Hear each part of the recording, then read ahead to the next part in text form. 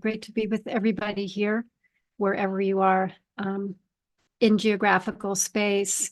And it's really hard to believe that this is 4 years. 4 years. Wow. I think I led my first sit in April of 2020. So I didn't even think about that. Let's start by just singing/listening. Ashrei Yoshvei Od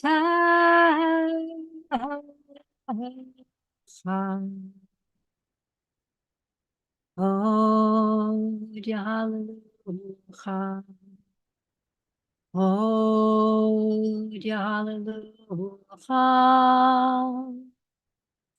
We'll get back to this. Happy is the one who sits in your house.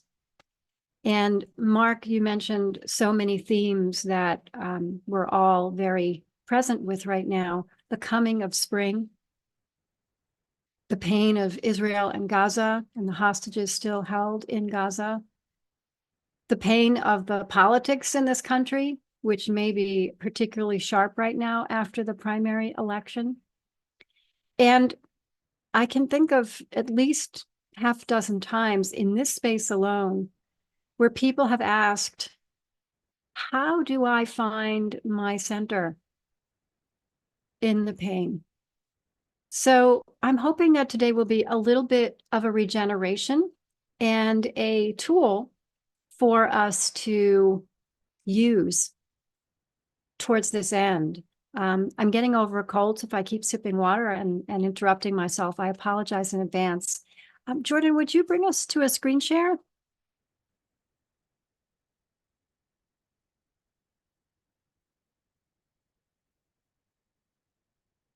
Thank you. So today we are reading the last Torah portion in the book of Shemot, Pikudei, and it's the finalization of the building of the tabernacle. We know and are taught over and again that the tabernacle is a representation of the 7 days of creation. It's also seen as a representation of us, right? Build me a sanctuary that I may dwell among them, meaning that the sanctuary dwells within us. And so this text from Ashrei, when we look at this text, happy are those who sit in your house, I think that the understanding of house can be interpreted in so many different ways. It can be the house of prayer. It can be the house where you're sitting right now, whether that's an office or a home or a place in the park. It could be the house of this incredible creation. It can be the house of this particular body. So I invite you to find whichever representation speaks to you today. And particularly, I will be focusing on this body and its interconnectedness with our natural world. So there's a lot of text today, but I'm going to race through it because it's a lot and it's a little. We learn in the Torah portion that the work of the tabernacle is done. And the words B'techelet uva argaman uva tolaat hashani uva shesh, in blue and in purple and in crimson yarns and in linen. These images are ripe. Yeah, I don't know how your synesthesia is, but I can like taste the richness of these colors. So I looked at some of these colors in our tradition, starting with Techelet, which is blue. And traditionally, this color was taken from a snail. Oh, don't want to go there. But what about this blue? This special dye of blue, according to the Talmud, symbolizes the sea. And it reminds us of the climax of the Exodus, which was the splitting of the sea. So we have this incredible blue, which has a lot of power and also a lot of capacity to comfort and heal. Would you scroll down for us a little bit, Jordan? Thank you. And the Zohar reminds us that because of this reference to the splitting of the sea, that Techelet embodies within it the very essence of faith. And then we go to argaman, purple. Midrash Rabbah tells us that argaman was the most esteemed of the fabrics that were chosen for the tabernacle and the temple because it represents garments used by royalty. And the Zohar connects the blue and purple colors, blue and red colors, to make purple, fusing our right and our left, our justice and our compassion, and teaching us again to bring those forces together for compassion. So purple, royalty, compassion. And if you would scroll a little bit further to the next page, Jordan. Thank you. Tola'at Shani, crimson. Now, this color appears in a lot of places in the Tanakh, around the birth of Zerach and Perez, the story of Rachav. It's in the cleansing rituals of the Metzora, which is the person who is afflicted with a skin disease.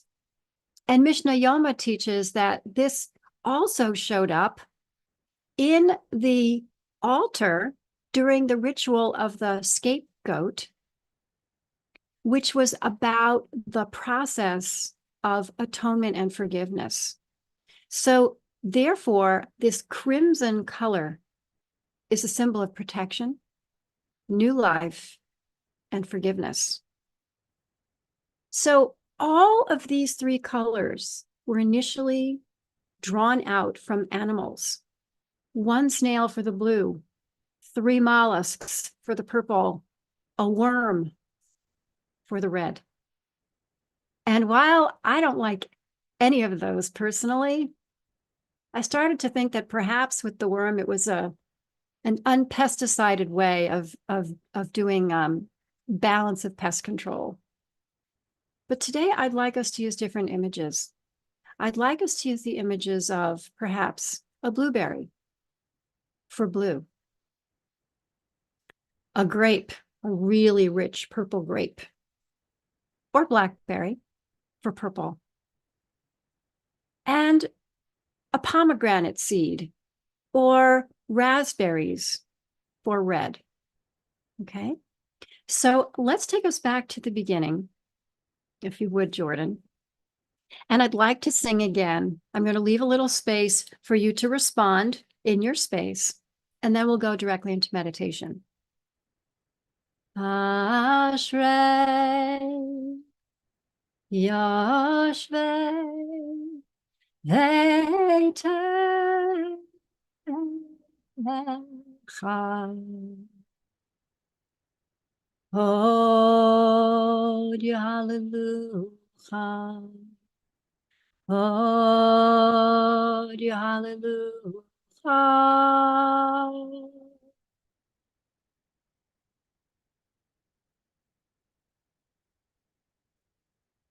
Take a breath. Allow yourself to settle in your seat. Feeling the ground underneath your feet. Wherever your feet may be resting right now. See the precious earth, rich, brown, and fertile. The soil of possibility under your feet. Allow it to take the weight of your body, your spirit, your heart. Sense that interchange of life energy between you and the planet. Allow that energy of source, to stream up through your legs.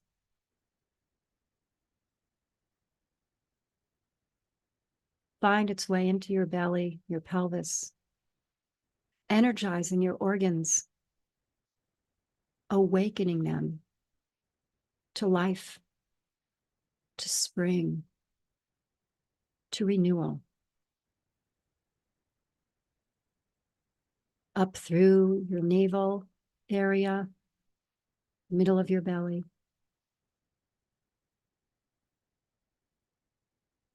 into your ribs and diaphragm. Feel the earth infusing you with richness. And allow that to float up into your upper ribs, your heart, your lungs, shoulders. Flow down your arms into your neck, through the bottom of your skull, and into the inside of your head, softening your brain and filling it with juicy vitality.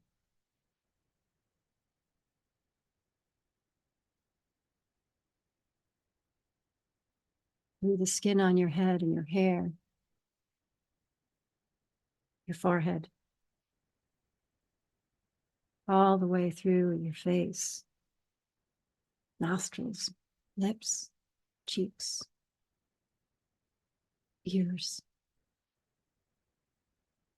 mouth.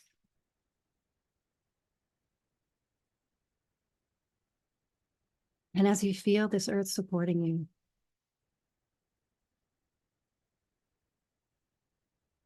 notice your breath, if that's comfortable for you. Notice a light or an image, if that's preferable. The image of blue, sea, expansive ocean, calm coves,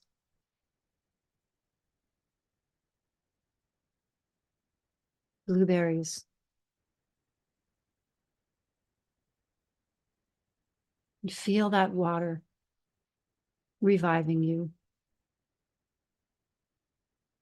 Feel that juice pouring through your limbs,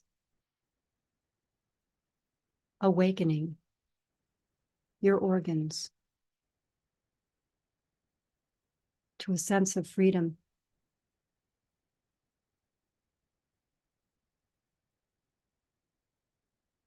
To connection with divine.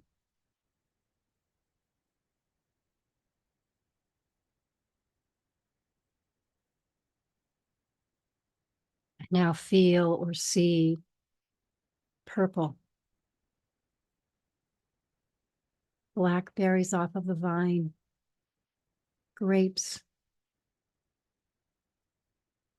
squishing them between your fingers, smelling the sweetness.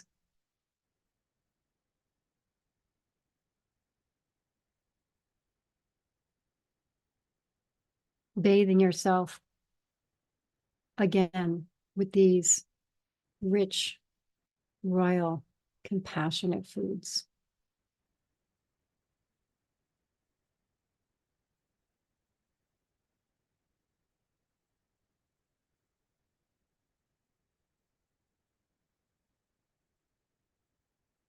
And now,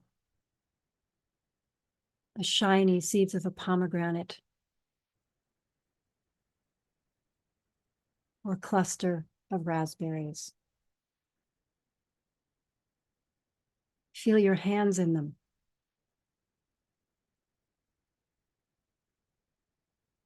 Imagine what they feel like brushing over your skin.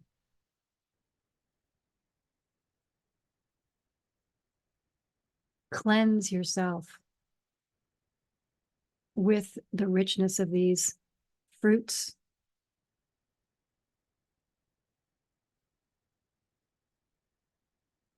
See where you seek forgiveness.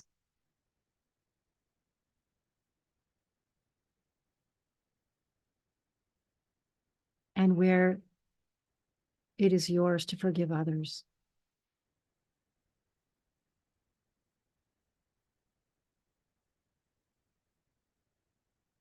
We'll take some quiet time with these images and these qualities. And we'll end with a bow.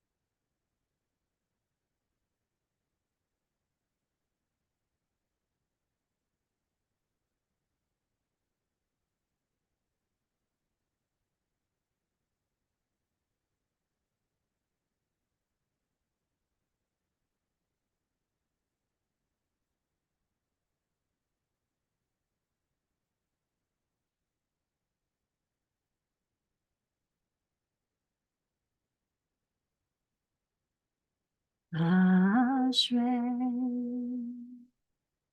Yoshrei Beit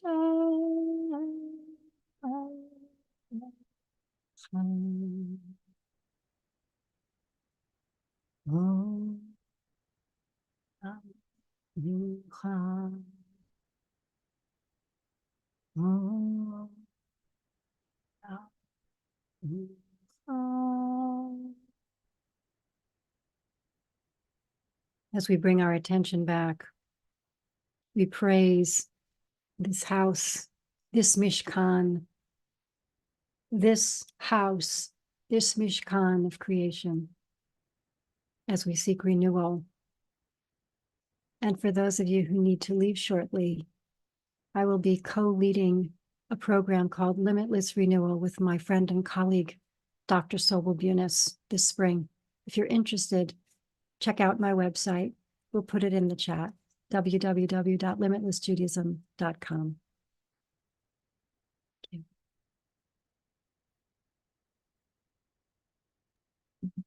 Thank you so much. Thank you so much, Robin, as always. And friends, we seal the practice, offering those of you who are in mourning an opportunity to recite the Kaddish, Mourner's Kaddish. If you're observing a yard site, if it's your custom to participate, you're welcome to do so. And if you're not reciting Kaddish, we ask that you please stay present for those who are, offer your compassionate support. Thanks to Jordan for sharing the words on the screen. And if you're joining in the Kaddish, please join me by rising in body or in spirit, and you can unmute at this time.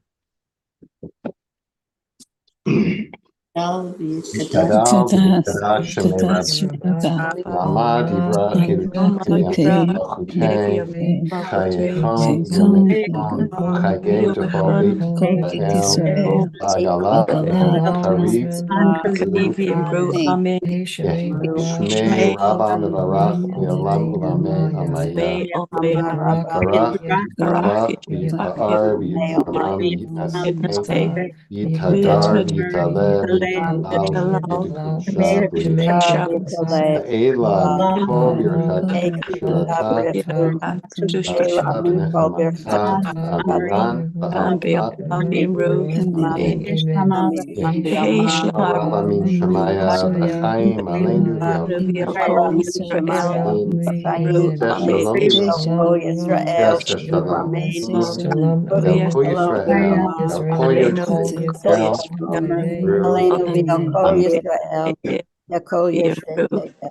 Amen. Amen. Thanks so much for joining us today, friends. If you're leaving us now, we hope you'll join us tomorrow. We'll be led in practice by Yiska Smith, joining us from Jerusalem tomorrow. So we hope you'll join us then if you're And of course, as always, you're welcome to stay on for conversation with our teacher for today, Rabbi Damsky, about today's teaching and practice, or to, if you'd like, just to continue to use the frame and container of our community to continue to sit and to engage in practice together. Thanks to Jordan Pollock, who held our text space together, is holding our text space together, as always, beautifully. And Donna Harwood, thank you so much for sponsoring today's practice. Deeply moved by that and very, very appreciative. So thank you so much. And Robin, invite you in. We put the link to Robin to Limitless Judaism. Oh, did we? Well, here it is again, in case we haven't. Robin, I guess I'd love to begin by talking a little bit about color and practice, both meditation practice and Jewish mindfulness practice in general. The question, came into my head as my eyes were closed and I was focusing inward on the role of color when we're engaged in meditation. It's not that, we don't like, if we have sight, that's one thing. If we are not sighted, that's another thing. But in either way, when we're not looking at something, colors kind of become conceptual, right? So and yet they can have an impact. Like in our mind's eye, in our imagination, I can experience red or, shani. I can experience techelet, blue. I can experience argaman. So I was wondering about that. Maybe people want to weigh in on the chat about this as well. Before we go to like, what does it conjure up? So just a question of color, the role of color in meditation practice. I don't know. I had never really thought about it. I don't know if you have, but I'm curious. It's interesting that you asked this question because way back in the 1980s, I had connected with a woman who we started doing chakra meditations. It was for chakra healing. And Right. we did a bunch of research on not on the 5 senses for each chakra. So each chakra has a color, and then there's a flavor, and there's a scent, and there's a touch sensation, a part of the body. So and a sound, a note, right? Just like we have the bells in the Tibetan tradition that resonate with different chakras in the body, color does as well. And I'm smiling a little bit because as I was doing this research for today, I found something that really spoke to me, and it goes back to the Omer teachings that we did last year with the colors that I had for each of the weeks. And some say it's this color, and some say it's that color. Right. And I found a teaching that really spoke to me, which is that essentially the Sefirot have no colors at all because they have all colors within each of them. And yet we tend to associate or radiate with a particular vibration. So perhaps a way to think about color is about vibration.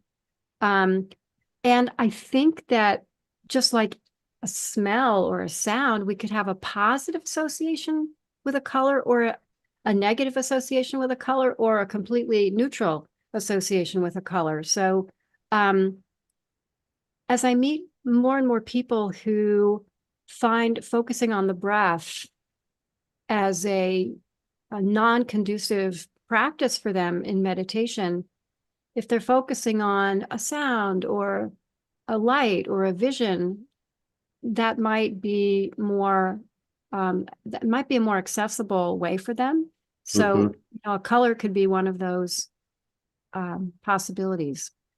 Yeah, it's also, of course, the other thought that came to my mind is since we're working with red and blue, and those colors are associated with political stripes these days also. So it has that, Right. it just led me into the thing about like, well, what do I associate? Like you brought these commentaries about the association of these colors for particular qualities, and that argaman, the purple, represents this fusion, represents compassion. So I was actually curious, maybe people want to put in the chat, what their association, if you can separate your association from what I just mentioned, what red conjures up for you. It's interesting that in this case, it's forgiveness, right? Or release, right? And Cleansing. Yeah. I also passion. I didn't choose to put that in, but I think that's a place that we often go when we think of red. Yeah. I'm just curious about what colors mean for people. So feel free to put that in the chat. It would be really kind of lovely to see that. This is fun. Yeah. Yeah. I am definitely a blue person, Are you? not disclosing anything politically, but I am an ocean. I'm a Cancer, I'm a water person. And so just the word blue or the association blue is soothing and calming, grounding, green maybe too. And red, not so much. Red is a challenging color for me. Yeah. So it's just interesting to notice that. Yeah, I'm also a water sign. I'm a Scorpio, which is the ocean, and the ocean is such a range of energies and colors. And people from childhood have asked, people ask, "What's your favorite color?" I don't have one, but I really do like purple. I really do like purple. All right, so I want to, as people feel free to keep those coming. That's really fun and delightful. Beautiful stuff going in here. Yeah. The other thing you brought you frame the whole thing with Ashrei about sitting in the house, which kind of made this a beautiful mincha service also. Mm.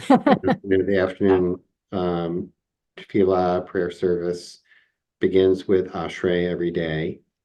And you mentioned that the building of the Mishkan is representational on a number, it represents ourselves, represents our bodies, and we are a little Mishkan, also represents creation and the world. And it made me think about as a mindfulness practice, which I have never done, of just being attentive to and mindful of colors in everyday life. Mm. And I'm in the city. I see a lot of gray. Yeah, I sure. see a lot of gray and variations on gray, but I also see colors.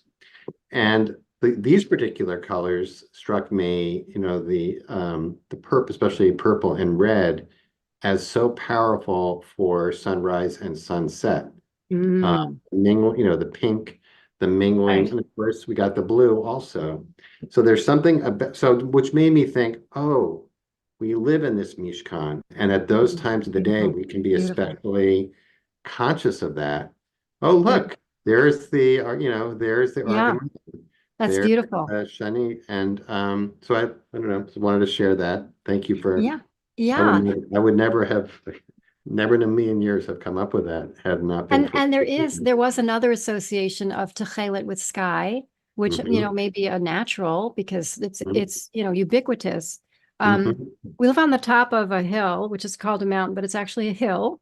mhm, And the sun rises on this side of the house and sets on this side of the house. And I've taken hundreds of pictures of the sky since I've been living here for a little over, it's almost 2.5 years now, because the colors are remarkable and they really are blends of purples and reds and pinks and green, just extraordinary colors in the sky. Amazing. Yeah. So mhm, I love that. I love that connection. And if we get up early enough or can be awake, not awake, but out at a time when the light is changing at the end of the day and watch those colors mhm, shift and transform and evolve, it's very much like us each day. We awaken, through the depths, through the colors and to light. And then in the evening, we kind of go back to those colors and eventually quiet ourselves down to dark to rest and sleep. like that very much. Love that very much. Of course, some people are noting, all the colors are included in the white. Yes, right. It Absolutely. becomes another metaphor also for the revelation of Torah, where we have so many beautiful traditions about the sound being refracted in a way so that everybody hears that sound, Mhm. the voice of God, as it were, Sure. in their own unique way. That, just like light passes through a prism and refracts into those colors. But as Sure. you're saying, that we have all those, we may resonate with certain colors more than others, but we have all the colors in our body. Absolutely. And I chose, out of the three that are continuously mentioned again and again and again in the book of Exodus, 5, 6, 7, or 8 references. I chose the fruits. I mean, I could have chosen flowers. There's bluebells and there's, blue roses and I could have chosen flowers, but somehow there's something about the fruiting as a representation of spring really is we are really on that cusp. And Mhm, if we can just hang on just a little bit longer, we'll start to see literally the fruits, which are baby green leaves and new flowers and sprouts and buds and things like that. yeah. Um, I also love the juiciness image, of the blueberries and the grapes, and yeah. it's making me hungry. Oh, Um, we got a Pisces here. just yeah. We have Um, Solomon's rainbow tallit, right? right. Which I Yeah, have, beautiful. I have that talit, which is great.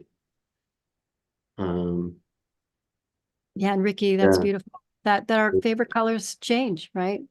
Yeah, from moment to moment sometimes. yeah. And Shimon is saying, Sefer Charedim describes the light of Shekhinah as the shade of blue, Mm. at the base of a candle flame.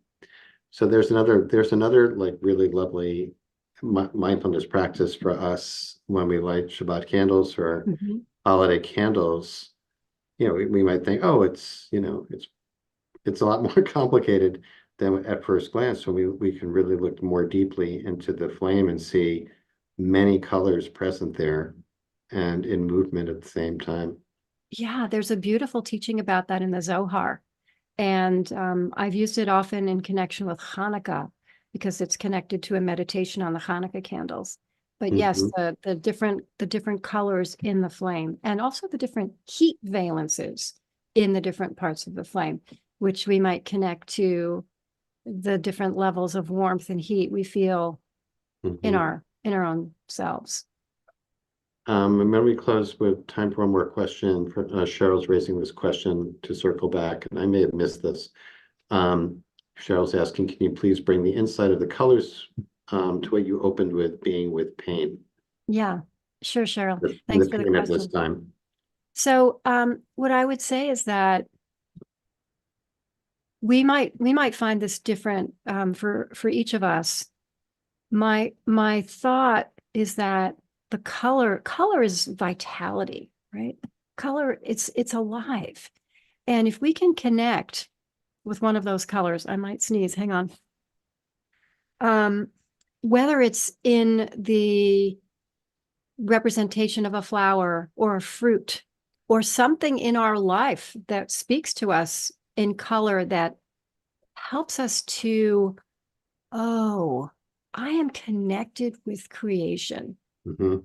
I am connected with creator, with the holy beingness that infuses everything.